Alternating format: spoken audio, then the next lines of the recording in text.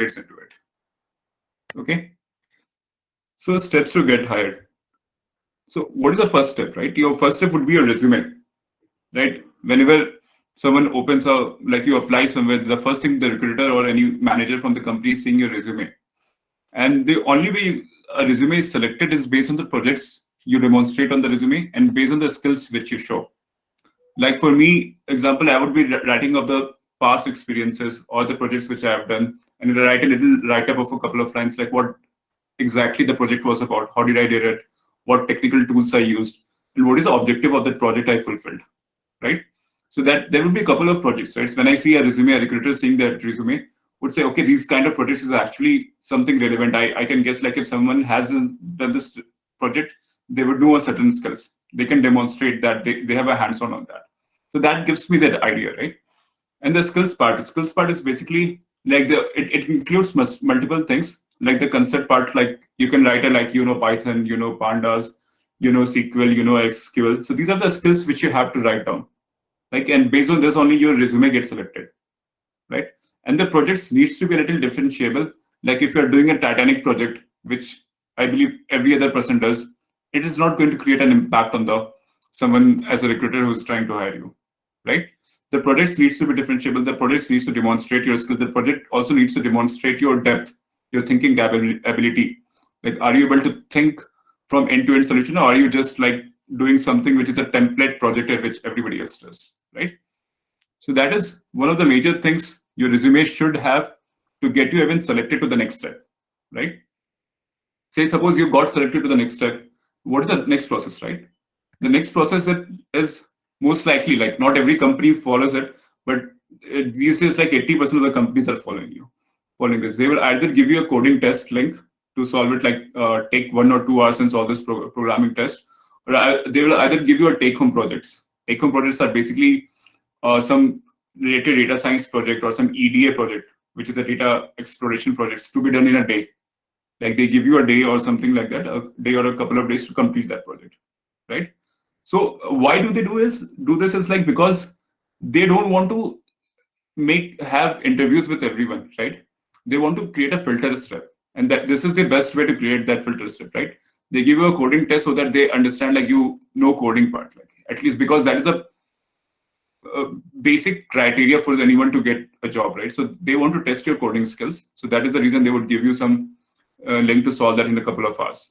Okay, and this would be mostly like couple of questions on Python, couple of maybe a Pandas question, or a couple of maybe SQL questions. That is a generic trend in the market. That's how they ask.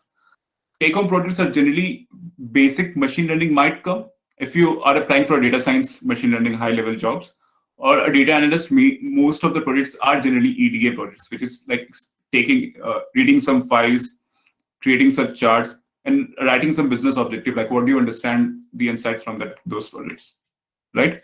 And once you submit this, then the evaluation will happen. Someone from the hiring team will evaluate this, then select it based on your code, based on your presentation on the projects, like in what fashion you have written the projects.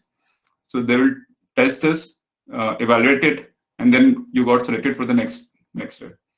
Next steps is most likely the face-to-face interview with some technical person, right? And these might be a multiple round of interviews. Like maybe someone as a junior data scientist will first, or junior data analyst will first interview. Then maybe the head of that particular team will interview you once the positive feedback goes from there. So what do they test? Again, like in face-to-face interview, what skills or what skills of your personality would be tested, right? The one thing is the live programming. Not always happens, but sometimes what interviewer will do, they will just share a link, and they will ask you some questions, and they will ask you to write a program directly in the interview. Okay, then they will check your fundamental concepts, right? You will see, like, whatever, if you have written some skills, like if you have written some SQL skills or some Python skills, they just don't want your implementation skills. They also want to understand you. Do you understand concepts? Do you understand why you are using list? Why you're using dictionary? Why you're using sets? Why you're using particular? Why you have built a particular charts? Right? What is the reasoning behind that? What is the concepts? And they might ask you very fundamental questions also, like what algorithms give you a more accuracy result in this particular scenario? Like would you choose based on this data set a random forest algorithm or some other algorithm. So maybe mathematical equations also. These kind of fundamental concepts are necessary. Like even some Python questions comes on syntax. Do you understand the syntax parts? Do you understand the how to create a list? Can this list be created? Is the list immutable or not? So these kind of fundamental concepts are very much necessary, because they want to understand you that if you have the fundamental concepts, even something new comes in the market, right? You will be able to take that new tools are coming in the market, right? You will be able to grasp that new tool, right? You're not only tool dependent. You're not the guy like who just understand TensorFlow. You're not the guy who just understand like Tableau, but they don't understand the concepts behind it. So that is very much necessary fundamental concept. The other part is they look for communication. And by communication, I don't mean like very good in English or very hi-fi talking like very that, but the communication it basically means that are you able to clearly state your concepts, right? Like if I'm saying like, and if some question comes on SQL, right? Am I able to clearly concept like why I have used it? That tests your communication, right? Like how depth you have. So that is a part of communication skill I'm talking about. Like, are you able to convey your thoughts, convey your particular reasoning behind anything which you have used? If you have just show your projects, if you just show that you have the skills, maybe you also understand like you are very good at it. But if you're not able to convey those parts to the interviewer, it becomes very difficult, right, for the interviewer to judge you, because maybe he doesn't know you from a long time, right? Like he doesn't know you that you are good at this, you're good at that. He just judges you based on whatever you convey at that time, right? And the fourth part is the project Q&A, right? What if the projects you are putting on your resume, there will be a lot of in-depth question, right? Why you have chosen this project? What was the output of this project? What skills you needed to do? What is the situation you faced? And what is the decisions behind some things you have chose to do in this project, right? So multiple scenario-based questions would come around this projects, right? And you will have to be good at it, right? So if you clear all these three, the fourth part would be that you will be get hired. So this is the major three steps that we'll be focusing on. Like while this whole course, this is the major three steps that we'll be building upon, right? Any questions till now?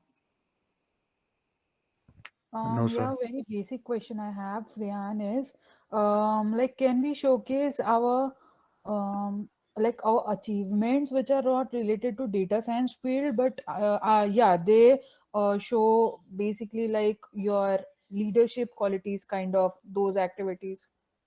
See, that's a plus point. Yeah. That's obviously a plus point, but you have to understand, as a recruiter, I'm hiring you based on your data science skills or data analyst skills. So that would be your primary objective. If everything checks out, like if I have two candidates who I judge it like this candidate has a very good skills and the other candidate also has a very good data science skills, and now I have to choose like out of these two which one to pick. So there, this additional things comes into the prospect. Like what is the salary demand is asking.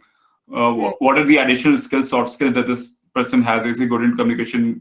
Maybe that plays a very big role. These are the additional skills. Like when there's a comparison between two people, like if there are 2-3 people who have the same very good fundamental and project skills they have demonstrated right in the interviews, then this other checklist will come, but not before. You'll not just be hired just because you have some other skills. Because I, as a recruiter, I want people who does the basic. This is the fundamental job that has to be done. So I'll pick only those people who can do this, and then the other part will come into the play. All right. Thanks. Any other questions?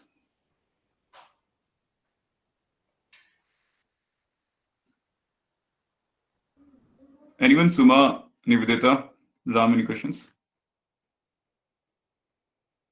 No, sir. Okay. No, Rehan. Okay. So, Sir, we will be making projects on like they would be real life projects, right? Yes.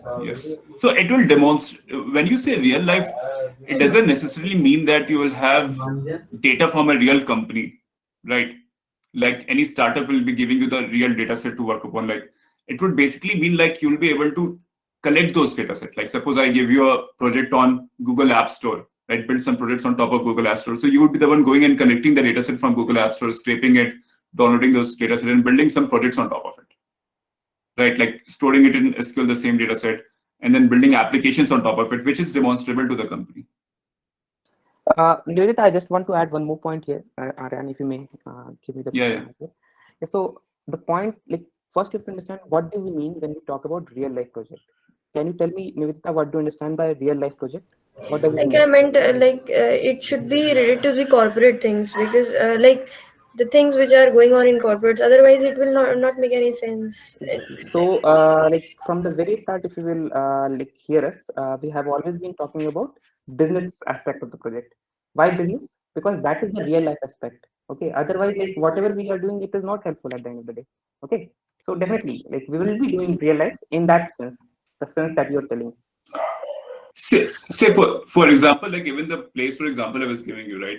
A lot of people needed to understand like which app store is trending, which app store should I more money should ad be spending on, like even from the ad revenue part. So that comes to play. Even the NLP part, right? Like from the text of those data, so you can create a classification like what is the people commenting about that particular app.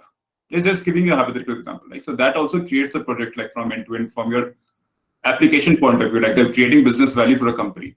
Like say suppose from the time series project you do a wind power forecasting kind of a project, right, where you are forecasting what is the generation projection of a particular wind turbine. So that is a very demonstrable skills from a renewable energy point of view, from a power sector point of view, right? From an e-commerce point of view, if you're doing a big data project and you're trying to find out like trending products, trending e-commerce products, right? Creating dashboard which will tell you about the revenue part, like how much in this particular location, what is the trending category of the product, right? So these kind of is very applicable for and is used, right?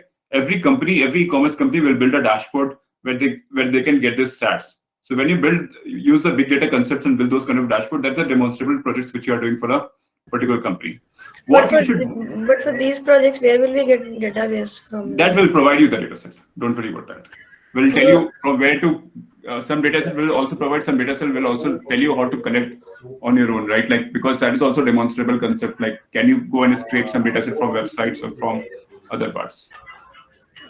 Yeah, I meant like, do we have any collaboration with any of the companies or startups, like who is providing this data sets and then we'll be working? Not, they don't provide the real data set. They will provide some anonymized data set because they don't want to expose directly the whole data set to us.